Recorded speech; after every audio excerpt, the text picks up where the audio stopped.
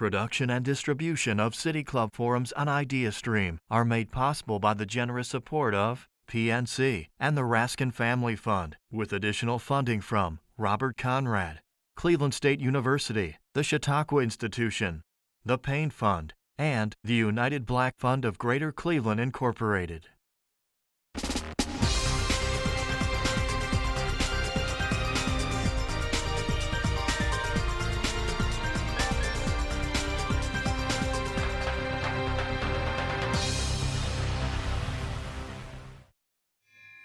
Good afternoon and welcome to the City Club of Cleveland.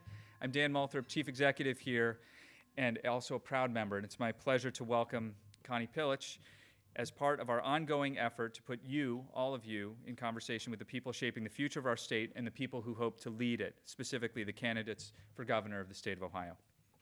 In 2018, Ohioans will head to the polls to cast votes in races in all 16 congressional seats, 1 Senate seat, and offices of Governor, Lieutenant Governor, Attorney General, Secretary of State, Treasurer, and Auditor.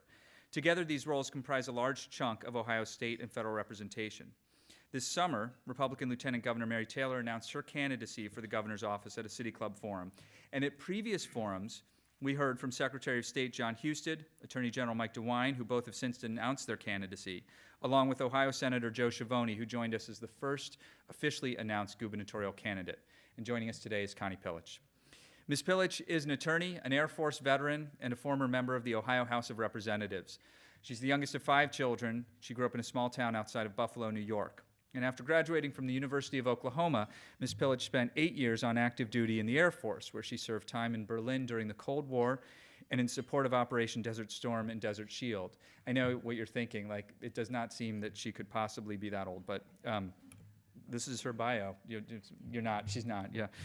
There's apparently also a portrait of her in her attic that ages when she doesn't. She's, thank you, a little Oscar, little literature reference there, thank you, okay. She's a 3-time recipient of the Air Force Commendation Medal and left active duty in 1991, having earned the rank of captain at the age of 16. Just kidding. After her military service, Ms. Pillich moved to Cincinnati, where she graduated from law school, worked as a public defender, and later opened her own law practice. She was first elected to the Ohio House of Representatives for the 28th District in 2009, and over 3 terms representing Greater Cincinnati, yes? She served on the Criminal Justice Committee, the Financial Institutions Housing and Urban Development Committee, and the Veterans Affairs Committee, where she was the ranking minority member. In 2014, Ms. Pillich took on incumbent Josh Mandel in the race for Treasurer of Ohio. She announced her gubernatorial bid on March 13th of this year. Ladies and gentlemen, members and friends of the City Club of Cleveland, please welcome gubernatorial candidate Connie Pillich.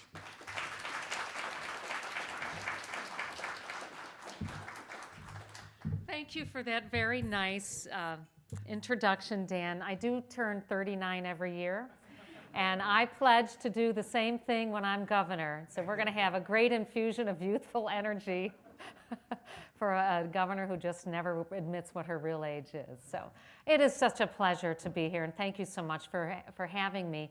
To be a part of the City Club is really an honor because I'm very excited about being a part of your 105th year, providing a forum for recognizing our rights under the First Amendment, honoring free speech and the exchange of different ideas.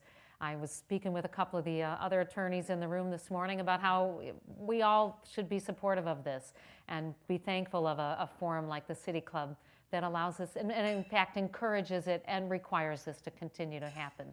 So thank you so much for doing that, and thank you for the series on the gubernatorial candidates. Running for governor is a great endeavor, and it's such a great privilege to have this opportunity, but it's also a great responsibility, and I take it very seriously. So this afternoon, we're in the afternoon already, I want to talk a little bit about my background and the things that have motivated me to continue into public service, a little bit about my vision, and then I do hope we will have a conversation about what concerns you, because I find it very important that I reach out and talk to the constituents, the people who are going to be most invested in what we do in our future. So as Dan mentioned, I grew up in a steel town in the shadow of a very large steel mill. And that's where my grandpa worked. In fact, he built his house about 2 blocks from the gate. And that's how he earned his living. And most of the dads we knew growing up worked at the steel mill. And life was good. We had our own home.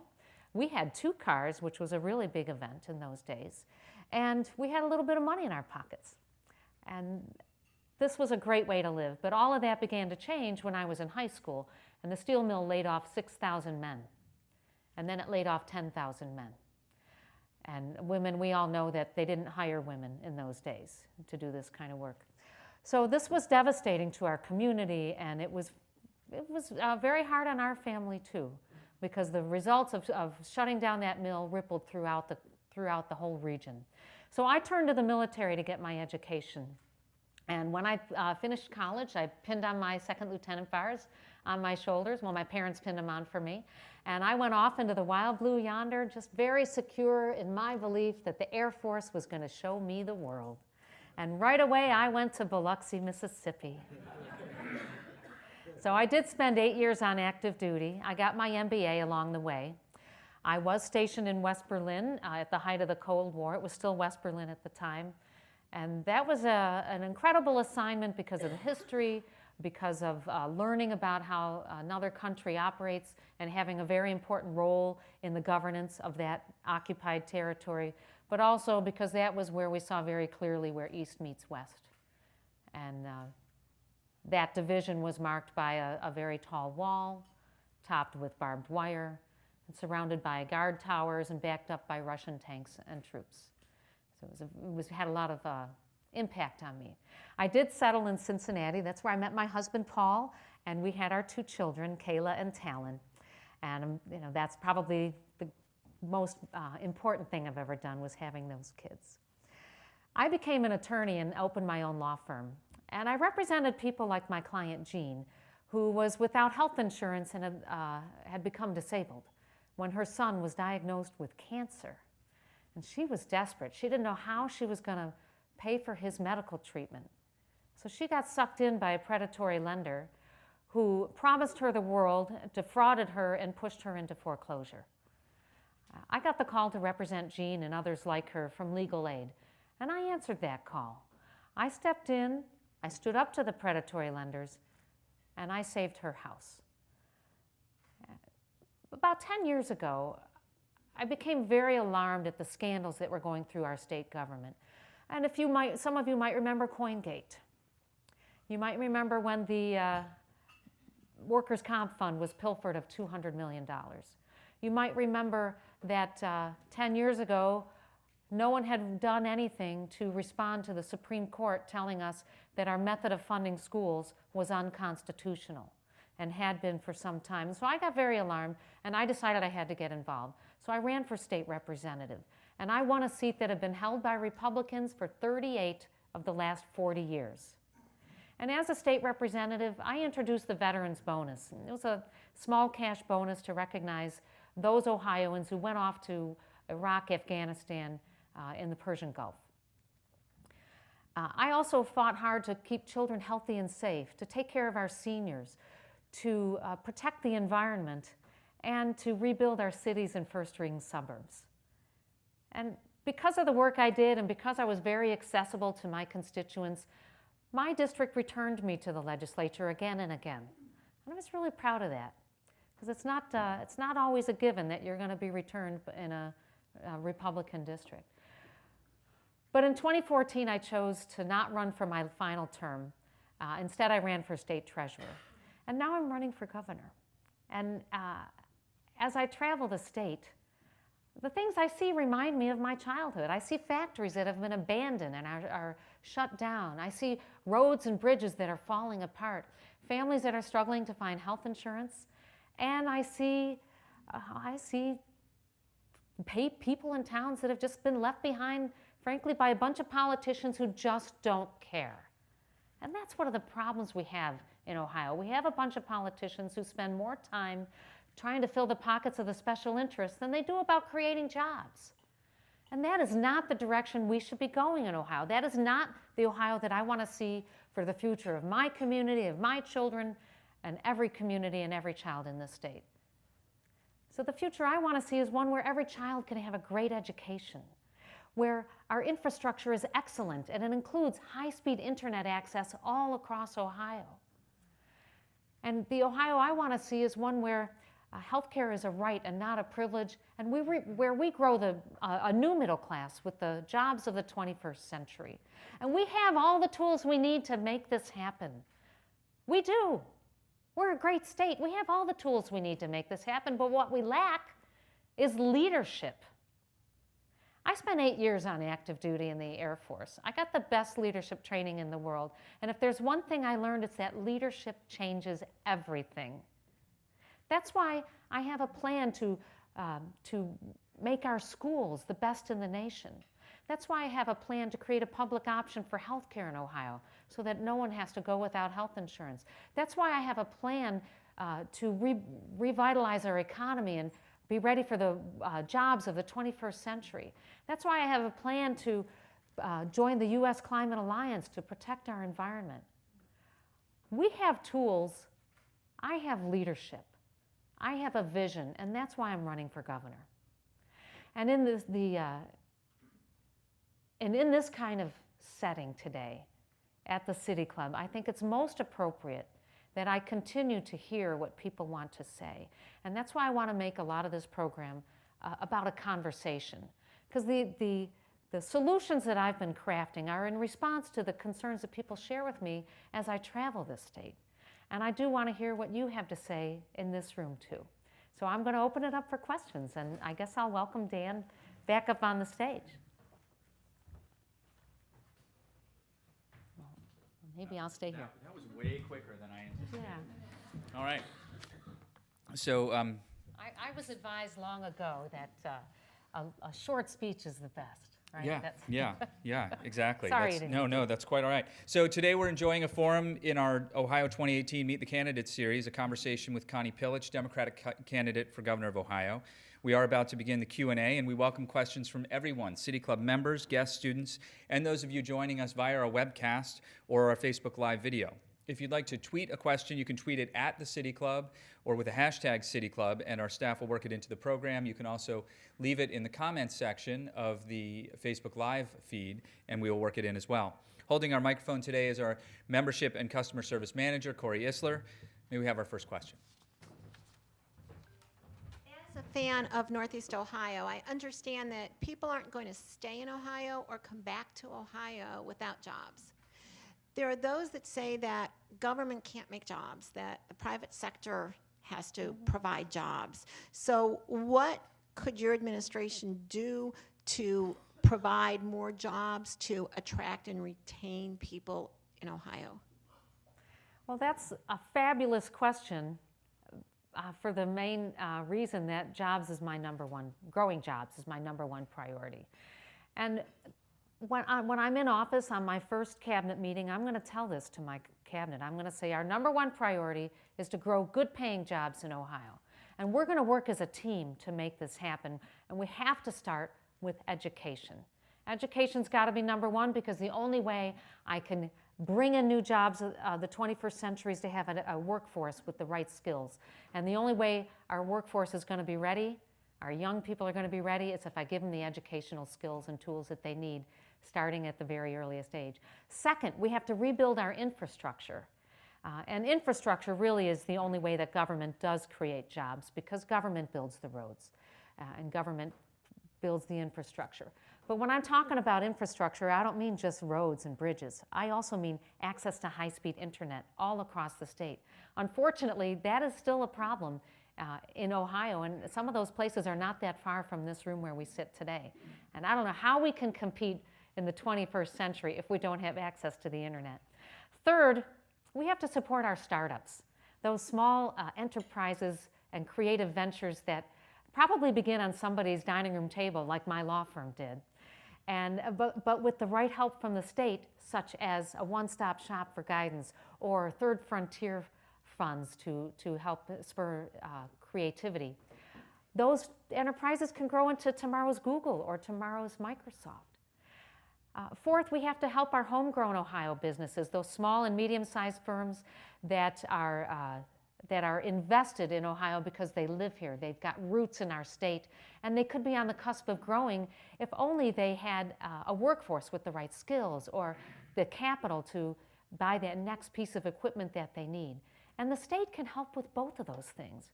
And then finally, the jobs of the 21st century. Advanced manufacturing, additive manufacturing, renewable energy, and so on. These are the opportunities of the 21st century. And these are the places where we have to concentrate our investments and our energy and our effort. Now, I know that there is a long history of special interests holding out their hands, waiting for their little gifts. But I'm going to instead make smart investments to grow the economy for all of Ohio. Connie, sometimes when people run for state office, they concentrate on the 3 C's, Columbus, Cincinnati, Cleveland, or those media markets. I read in the Plain Dealer where you have an 88-county strategy. Can you tell us exactly what that means? Yeah, I'm happy to, and I'm assuming this carries as I walk around. Okay, so look, for a long time, really members of both parties have ignored large sections of our state, and it really shows. So I decided that we need to do something different. That's why I have an 88-county strategy, because I don't want to leave anybody behind, whether it's on my campaign trail or under my administration. And everywhere I go, people tell me they want leadership and they want solutions. And I draw upon my mission-focused leadership training that I got in the Air Force, and that's helping me craft solutions to these problems. That's why I have a 5-point jobs plan that I just talked about. To revitalize our economy. That's why I introduced an education stimulus plan to make our schools the best in the nation, to give our kids the tools they need. That's why when Anthem and Premier Health, announced that they're leaving the insurance exchange in Ohio, I proposed a public option for health care in Ohio. No matter where you live, you should be able to get health care. So my public option would let anybody buy Medicaid or the state employees' health insurance program. And I don't really care what the insurance companies say. I want to make sure people have health care. This is the solution. And when Donald Trump announced we're going to pull out of the Paris Climate Accord, I announced that we should join the U.S. Climate Alliance, which is a coalition of states who pledged to do our part to live up to the terms of that accord. But by doing that, we get to take advantage of the explosive growth in the renewable energy industry, which is growing 12 times faster than the rest of the entire economy. Now, we could sit back and watch other states jump ahead, or we could lead. And the only way we're going to lead is by listening to what the people say and by taking these opportunities by the horn and pushing them through. And that's what I want to do. Hello. You kind of led into my question. Yesterday, Administrator Pruitt, announced the rollback or the withdrawal of the Clean Power Plan, which would reduce power plant emissions of carbon. At our state legislature, there's been a big push, a big fight against our renewable energy standards. To his credit, Governor Kasich has, vetoed that effort at the end of last year, but it continues to be a pretty big battle. So if you're governor, how do you work with a supermajority Republican legislature to, I'm assuming you're in favor of renewable energy, as you just said, how do you ensure that that continues on here, and state action is all more important than ever given the inaction of the federal government. So what are some of your plans to address climate and energy issues? Well, thank you so much for asking that question. I grew up a half a mile from Lake Erie, and we would spend a great summer's afternoon at the beach. My mom would take us 5 kids. We'd all hold hands as we crossed the busy road. We'd go down the path, and there was the sand, and there was the water. But I also remember when Lake Erie turned orange because of the slag the steel mill dumped into it. And so because of these experiences and because of my love of the outdoors and natural spaces, I'm resolved to doing everything I can to protect all our natural spaces, including our fragile Lake Erie. Growing the economy and protecting the environment are not mutually exclusive. The first bill I introduced in the legislature would require sustainable building techniques and energy efficient operation if we spent capital dollars, your money, to build a new building in Ohio. And when I introduced this bill, it was what I learned is is that you can work with industry and you can work to protect the environment at the same time, because two people came into my office to talk to me about this bill. One was a representative from the Sierra Club, and one was the president of the Ohio Chemistry Technology Council. One would think that these two groups are diametrically opposed, but there are many things that we can work together on. And that was one example. Another example was implementing and creating the renewable energy portfolio standards in the first place with a Democratic governor and a Republican legislature. And those things happened because we had leadership that started to think about where are things going in the future? Where can we improve the industry, especially in the northwestern part of the state, where we have a great opportunity, we have a great resource called wind. Unfortunately, the legislature has changed a little bit, and there have been some battles.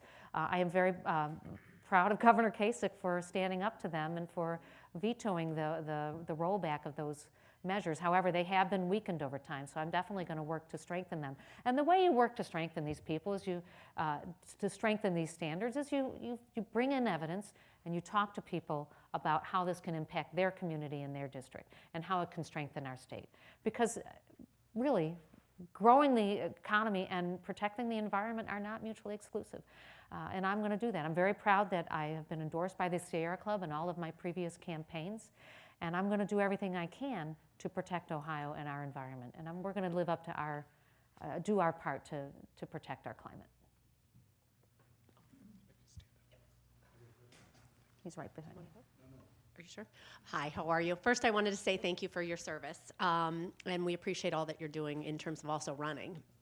My question was more about the education. We at this table actually were talking a little bit about there have been improvements in the elementary schools, but it's pretty significant in terms of as you look at Ohio compared to the global industry, global countries, and some of their performance versus our children. And so I wanted to know a little bit about your vision and plan that you talked a little bit about, because it's not just competing in the United States. We are competing, globally, as you talked about, getting internet access and doing those types of things. These are the types of things we've got to prepare our children. And I think it's pretty scary and daunting when you think about some of the skills, unfortunately, that we're not passing out from a graduation rate. We're seeing some improvements, but they're not enough. So I'm curious what your plan has to do. Yeah.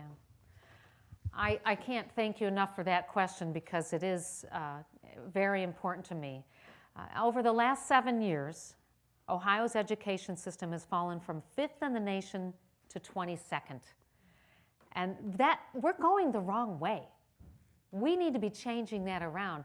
And that is a result of the deliberate and intentional steps taken by the GOP in Columbus to undermine our public schools. And so that's why I introduced my education stimulus plan just a few weeks ago. I think education is key. We have to give our kids the tools they need. This is a changing economy. We are a global economy. You hit the nail on the head. And we have to give our kids the tools they need. So I'm going to start with universal pre-K. Kids got to be ready to learn when they get into kindergarten. And having all the studies show that starting early is better for children. Second, we have to have a balanced K through 12 curriculum that has a focus on the STEM fields, because we live in 2017. Technology is critically important no matter what you do with your career. And by having a strong curriculum, we're going to make sure our kids are ready to go right into the workforce, to go into a skilled apprenticeship program, go to a community college, or go into a four-year institution of higher learning. And yes, my plan does include a means to make college debt-free for our students. I really want to emphasize that workforce training, because that's going to be really important, because of the nature of the way that the economy is changing and where the opportunities are today and in the very short-term future for skilled workers. We're going to make sure that we provide that. For our teachers, I want to make sure they have the best training that we can give them, have strong mentorships, have constructive and effective evaluations, and administer fewer standardized tests. And for our taxpayers, I want to make sure that, that we address the funding formula that's not been addressed for, it's over 20 years now, right?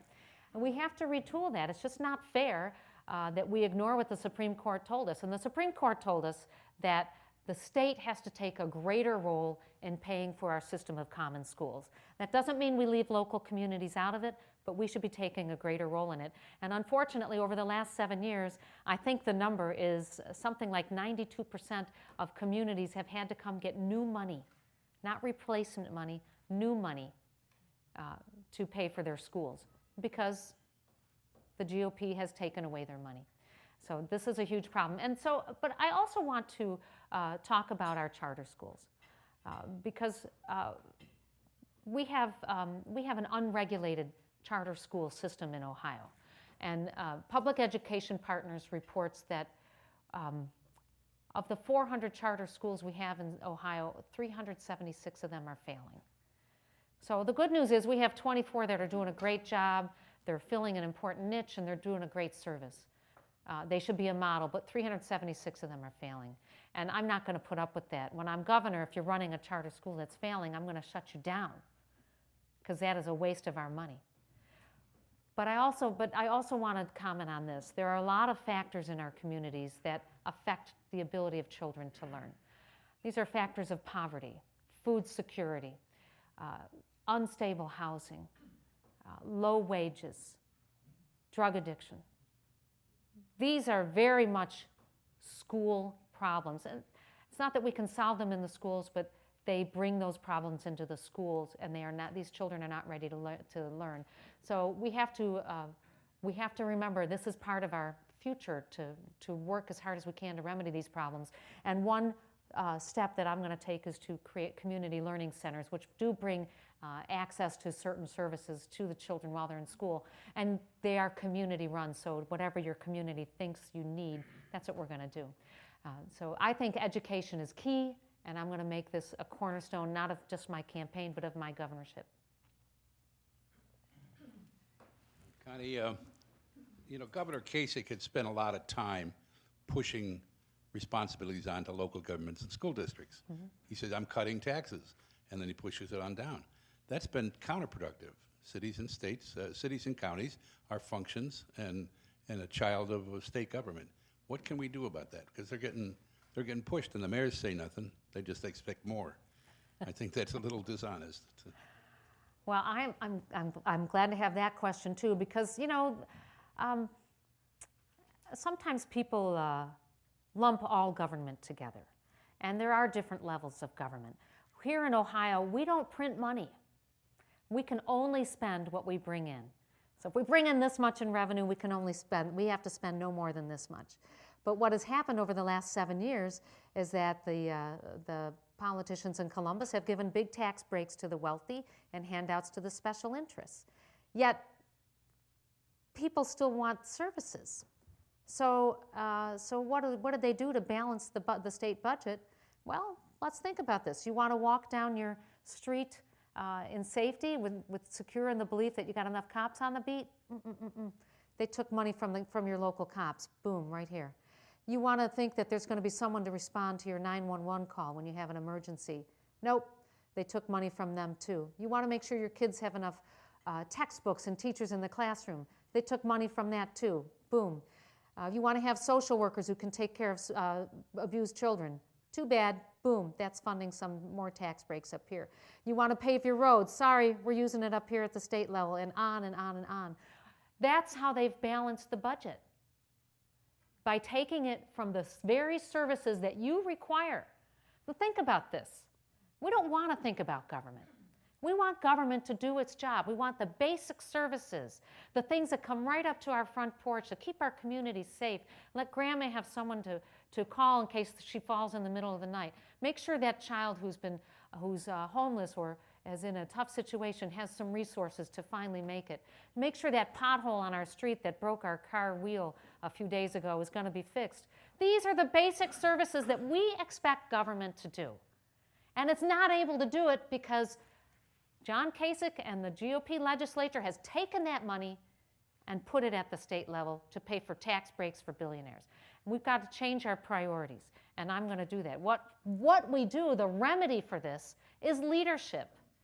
Like I said, this leadership changes everything. That it sets the priorities, and those are the priorities of the people in charge right now, and we're going to change that, and we're going to make sure that government can do the very basic things that we expect it to do. Hi, my question was manufacturing jobs.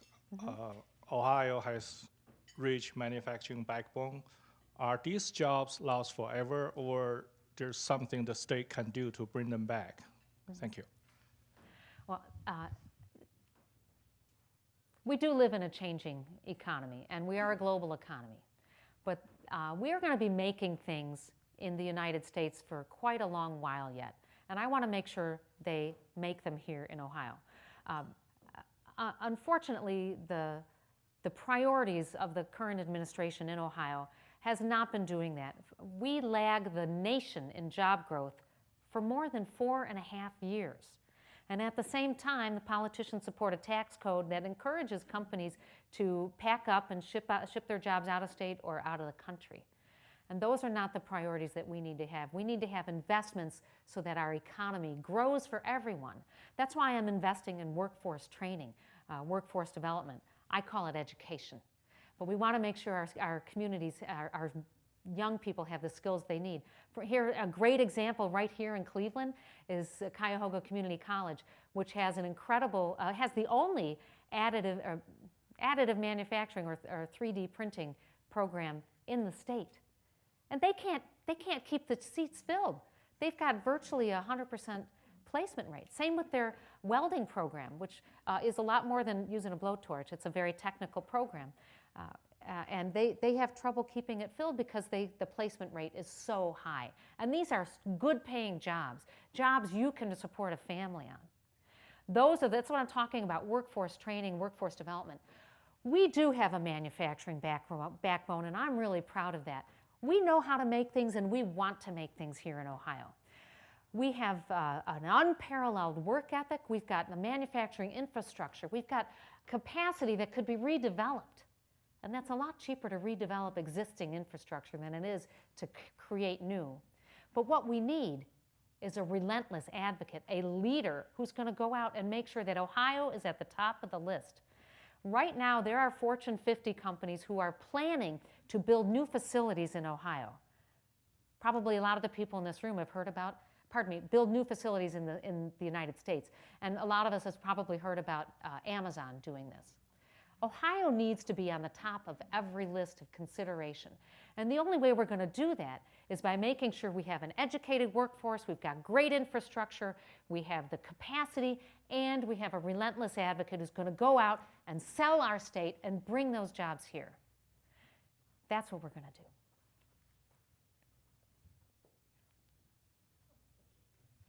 I wonder if you could elaborate a bit more on your reference to debt-free college. How do you hope to make college more affordable? Yeah, well, as a mom who has sent 2 kids to college, I know exactly how expensive it is. And we now are done with that, so we're excited about having a small pay raise because of that. I was able to put myself through college with an ROTC scholarship, and I supported myself during college with student loans and part-time work. And when I graduated, I entered active duty. My service was in exchange for my education. And while I was very honored to wear the uniform of our country, I think we have to be honest about this. If the only way our children can pay for college is by putting their lives on the line, I think we have a problem.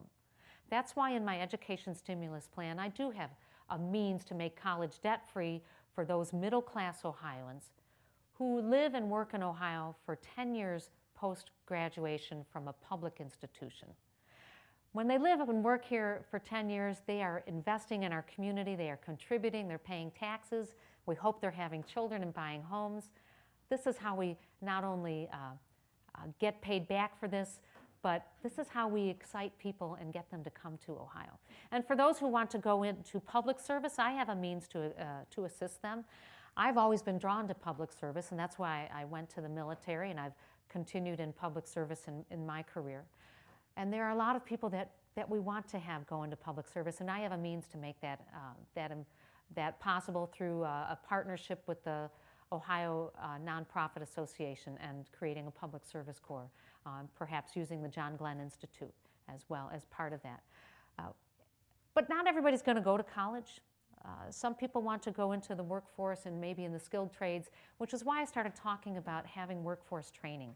We've got to have, there are so many jobs available in the skilled trades and in skilled work industries. And we have to make sure that we support those work training programs. And I'm also going to create incentives for businesses to hire people in from those skilled apprenticeship programs.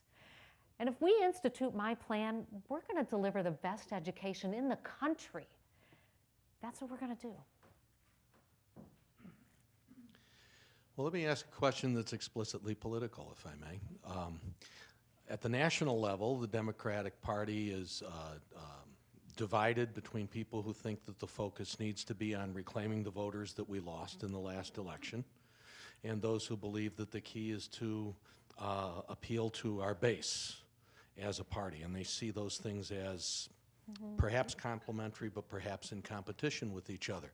So as a candidate for office, the top office in a state that turned blue in the last presidential election, do you have a strategy for trying to, I'm sorry, turn red. I got those colors mixed up, sorry. Do you have a strategy for how you try to do both of those things? Well, sure. I think it's very clear that the Democratic Party didn't reach voters last year. November's election results were very apparent. And I think the first thing we have to do to win in a state like Ohio, my home and yours, is we have to show up. There are so many parts of the state that have not seen Democrats for a very long time, and it's very evident when we go there. They don't know who we are. That's why I have an 88-county strategy. That's why I've already been to 67 counties in this state, and I plan to visit all of them in the near future. And as I travel, well, I'll talk about what I hear. Well, I think the second thing we have to provide is we have to stand for something. As I'm traveling the state, I do hear people saying, what do Democrats stand for? I don't know what you stand for. I didn't hear a message. I haven't heard a message in years. I thought you were the party that supported working families, but I don't know anymore because I haven't heard from you in a long time. So we have to show up and we have to stand for something. And everywhere I go, people do tell me they want leadership and they want solutions. And that's why my campaign is based on solutions. Solutions to the problems that people talk to me about. Everywhere I go, who was it who talked to me? Mr. Sweeney talked about the inability of local governments to pay for things. I hear that in every single place I have been without exception. Every single place. Government can't do what it's supposed to do. You know what else I hear?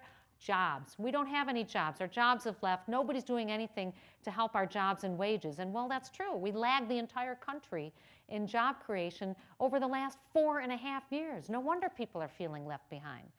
The other thing we're seeing is that this has been very surprising, people are very worried about health care. That's why I propose a public option for our health care in Ohio, so that anybody can buy Medicaid or the state employees health insurance program. We can, I don't care what the insurance companies say, I want to make sure Ohioans have health care. We've been following the failed policies for a long time right now of these promises of tax cuts which benefit the wealthy and do nothing but increase the burden of the rest of us. And what do we have to show for it? Well, like I said, job growth lagging for 4.5 years. Top 5 in the country for infant mortality. Top 3 for food insecurity. Number 1 in opioid deaths. This is not what we should be doing, folks. What we have here is a 7.5-year experiment of what not to do. We have to do something different. And that's why my campaign is based on going everywhere and standing for solutions that are in response to the problems people have shared with me all over the state. And if we do that, we're going to bring home some votes.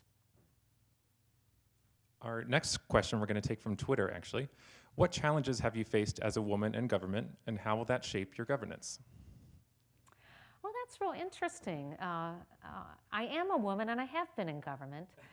Getting elected was always the key. I guess I have always been, I always find myself in fields that are not traditional to women. I went into the military, and I was the only kid in my high school that did that, and obviously at that point the only girl.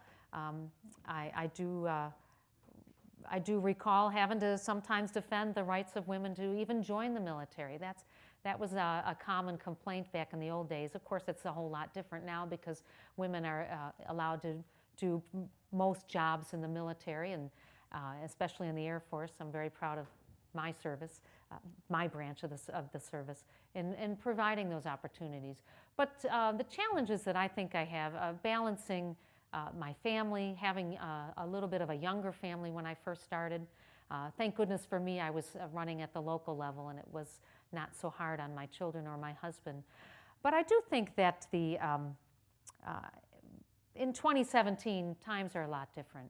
We have seen a woman in Ohio serve as the Speaker of the House. We have seen a woman in Ohio as the ranking member on the Finance Committee, the most powerful committee in the state legislature. We have seen a woman in our country get the nomination of a major political party for President of the United States. And I think we're going to continue to see a lot more women running. Look at this gubernatorial primary. Half of the candidates are women. And I really don't think that's what defines us, though, because I think that glass ceiling has been shattered now. I think it's a whole different situation from perhaps when I was a girl and didn't really have role models to look up to. I think what's more important is that I do my work, I'm accessible to my constituents, I focus on the issues that they're bringing to me that are their concerns, and that I think about long-term in the future. You know, as an attorney, I'm trained to try to think of the contingencies for my clients and make sure we protect them in their contracts or in their work policies or in whatever case I'm trying to bring. And as as a business owner and as someone who has an MBA, we were trained to think about how to build for the future and how to prepare for the future. And those are the things I try to bring to the table as a candidate and as a public servant. Good afternoon. As you know, immigrants have a tendency to work very hard and take advantage of all the opportunities that are given to them, and they could be a tremendous economic stimulus. I was wondering, what plans do you have to encourage more immigration to Ohio, and particularly in terms of refugees? I believe Governor Kasich signed a letter at one point in support of discouragement of refugees or something like that. Oh. Well, that's really interesting. Obviously, immigration is, by our Constitution, a federal issue, but there are a number of things we can do in this state to try to encourage immigration reform. We need comprehensive immigration reform, and the failure to do this by the people who are in charge in Washington is just a symptom of political grandstanding and folks not trying to lead. When we address immigration reform, I think we need to be very aware of the impact that immigrants have on our communities, on our economy, on our agriculture, on our institutions of higher learning, on our healthcare systems. We have immigrants everywhere, and probably everyone in this room has an ancestor who immigrated to this country at one point or another. Some more recently, like ours, you know, my grandparents were immigrants, and some maybe a little bit more distantly, maybe a few generations before that. One thing I did like about what Governor Kasich said was when he was talking about the dreamers, those children who were brought here by their parents, and this is where they live. This is where they grew up. This is where they've gone to school, and they've been in the school clubs, they've played on the school soccer teams, they've been in babysitters and taking care of their community. And the fact that Governor Kasich would like to welcome them to Ohio, I think is a really interesting and intriguing idea, because I want to make sure Ohio grows. I want to have the best of the best in Ohio. I want young people to come live here, and I want to make sure they have opportunities. And I think we can do these things if we have some leadership. It all comes down to leadership, folks. If we have leadership, people who want to lead and are going to put away the political footballs and think about the long term. What does our country need to grow? How can we make this a circumstance that helps our community, helps our state, and protects our nation at the same time.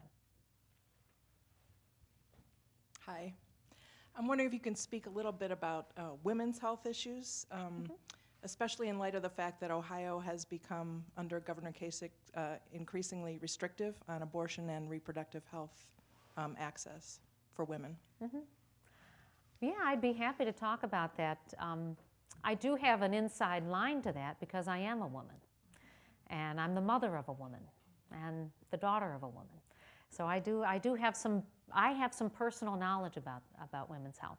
And I have to tell you that I really trust women to know what's best for them and to make their own medical decisions.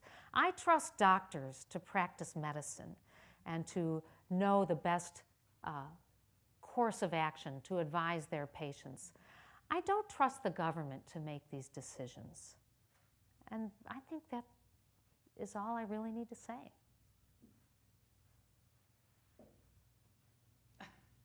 Hi. You touched upon your health care plan. Can you go into a little bit more detail and also talk about the opioid crisis? Yes, I absolutely can. So I'm going to talk a little bit about my health care plan in general first. A healthy Ohio is really important to me, not just as a quality of life issue, but it's an economic issue too. The only way I can grow the economy is if I have a healthy workforce. So this is something that's very important to me. And when I talk about a healthy Ohio, I always start with healthy communities. That means we have to have healthy school lunches, food security, and clean water. I want to strengthen Medicaid by creating competitive bidding so that your dollars that are funding Medicaid are spent the most efficient way and the most effective way possible. And I want to fight to retain Medicaid expansion because without it, 700,000 Ohioans will lose their health insurance. 26,000 of them are veterans. 700,000 Ohioans, 26,000 veterans. And we will lose a quarter of our hospitals. Think of the impact that is. A quarter of the hospitals in Ohio. That's a huge impact on our state. Also, to further health, and I'll talk now about my public option, and then I'll talk about the opioid crisis. So, I decided that it was important for us to have a public option. So, healthcare has been brought up on the campaign trail time and time again, and I expected to hear it maybe among Democratic activists, but I hear it from everybody. I heard it from the couple in the diner in Ironton. I heard it from a guy I talked to at the American Legion Post in Coshocton. I hear it everywhere. People are terrified, or at least very worried, that Congress is going to take away their health insurance, and they're going to be very vulnerable, and something's going to go wrong. Or maybe they had something go wrong in the past, so they have a pre-existing condition. They're very worried about it. So all of this unrest, because we've got no leadership taking charge of this in Washington, so that's created a lot of unrest and uncertainty in the insurance markets in Ohio. Already, Premier Health and Anthem have announced they're going to leave the marketplace in Ohio. And so 20 counties or even more could be without health insurance. And I think that's terrible. So my proposal is to place a public option on the marketplace, on the exchange, so that no matter where you live, you could buy Medicaid or the Public Employees Health Insurance Program. And so let's talk about what that means. First of all, it wouldn't cost any of us a dime because these systems already exist. All we would do is structure who's eligible to get into them. It wouldn't cost taxpayers any money because these are people who are buying insurance. And my plan has been very well received by hospitals, doctors, nurses, small business owners. They embrace it. Doctors who have large Medicaid practices do embrace it because they think it would lower the risk for them and maybe eventually could raise their reimbursements. So I think it's a real positive opportunity for us. But now let's talk about the opioid crisis, because this is the largest public health crisis of the century. And it is devastating to our state. It's affecting every single community in our state. I think we have to attack it from all sides: prevention, treatment, and enforcement. And my first line of prevention is to make sure people have a good job. A job that gives you the dignity of work, the ability to support your family, something to live for, to fight for, and a sense of community. And in addition to that line of prevention, we have to use every means available to us to educate people about the dangers and the horrific addiction that comes from using these opioids and heroin. We got to stop people from using them in the first place. But some people that doesn't work on. They're already on the road to addiction and caught up in this horrible place. So we have to have treatment, effective treatment. That means we have to keep those Medicaid dollars flowing. We have to fight to keep Medicaid expansion, because Medicaid dollars are paying for the treatment of thousands of Ohioans right now. And without that treatment, goodness knows where they'll go. And for enforcement, we have to, look, I want these drugs off our streets, out of our state. I want the dealers and the pushers put in jail, but we have to restore funding to the people in the trenches fighting it, the police departments, the sheriff's deputies. Is it any wonder that we have this crisis when their resources have been diminished over the last 7 years? Number one in opioid deaths. That's got to change. We've got to attack it from all sides. Good afternoon. I wanted to say I very much agree with you. I think Ohio voters are very much looking for political leadership, and I don't think this state can be great without great political leadership. And so I was wondering if you would share with us how you define your leadership style, and in particular, your ability to make tough decisions. Because as we've heard from you this afternoon, there's a lot of big ticket items out there: economic growth, education, healthcare. These seem to be your priorities, but there's also the question of resources, and I don't think tax increases can solve everything. So when it comes down to it in your administration, how are you going to make those tough decisions, and what are you going to choose to prioritize? Thank you. Thanks. Well, let me start by saying I'm going to use all the skills I've had the opportunity to develop across my career, starting with my military training. You know, in the Air Force, you learn to work with everybody. They're from all walks of life. And there was never a Republican way or a Democratic way of doing things. There was just the right way. You were mission focused. My job was to get here, and even though somebody said I had to go this way to get here, and others said I had to go that way to get here, I just know I needed to get there. We're going to find the best way to get there. Making tough decisions, I've had plenty in my time.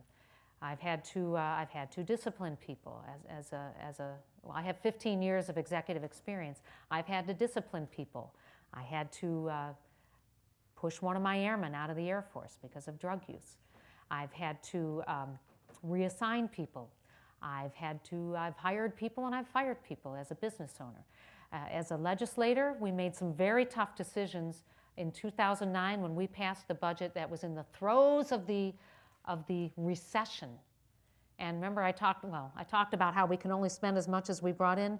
We didn't bring in that much. We had to cut $2 billion from our operating budget, and that was not easy, making cuts. But what we did was we prioritized, and the budget is a statement of our priorities. We prioritized investments in the things that we thought would help pull us out of the recession in the long term.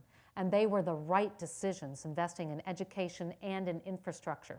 Infrastructure so we could put people back to work in the very short term. Education to build for the long term. And those were very successful. And in the legislature, there's always something in every bill that you don't like. That's why we have compromises.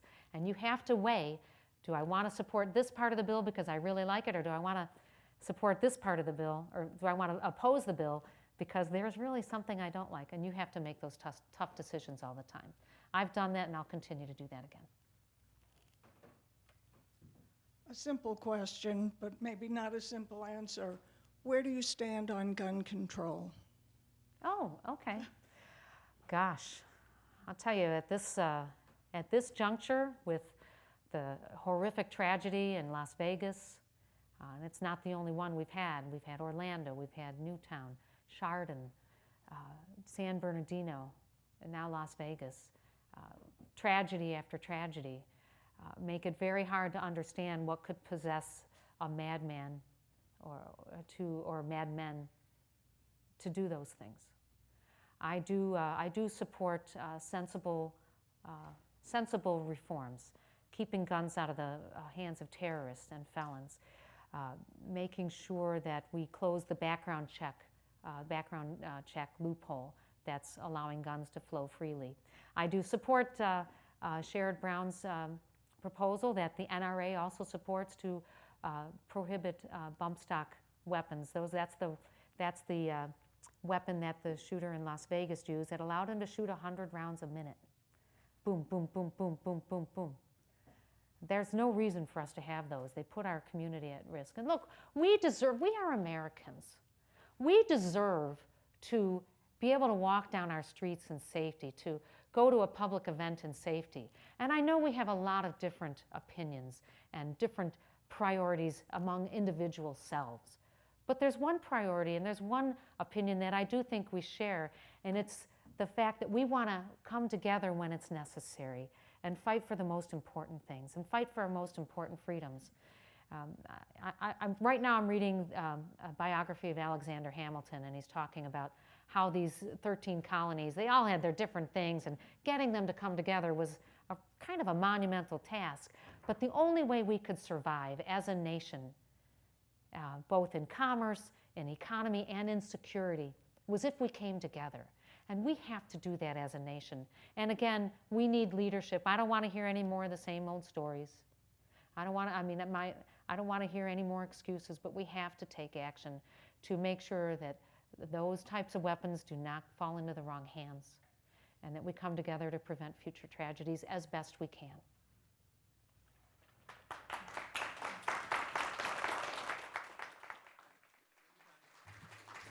Thanks very much. Thank you very much. I'm going to get that. Today at the City Club of Cleveland, we've been enjoying a forum in our Ohio 2018 Meet the Candidates series. Today's was a conversation with Connie Pillich, Democratic candidate for governor of Ohio. Our community partner for our forum today is the League of Women Voters. Additionally, we welcome students from Flow Homeschool Co-op, as well as their parent/teachers. Student participation in City Club forums is provided by many foundations, including the William E. Weiss Foundation, and we thank all of you for being here today. That brings us to the end of our program. Thank you, Ms. Pillich. Thank you, ladies and gentlemen. Our forum is adjourned.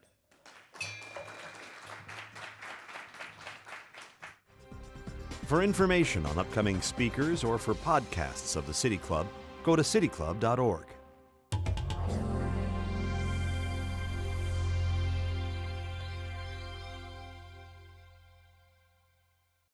Production and distribution of City Club forums on IdeaStream are made possible by the generous support of PNC and the Raskin Family Fund, with additional funding from Robert Conrad, Cleveland State University, the Chautauqua Institution, the Payne Fund, and the United Black Fund of Greater Cleveland, Incorporated.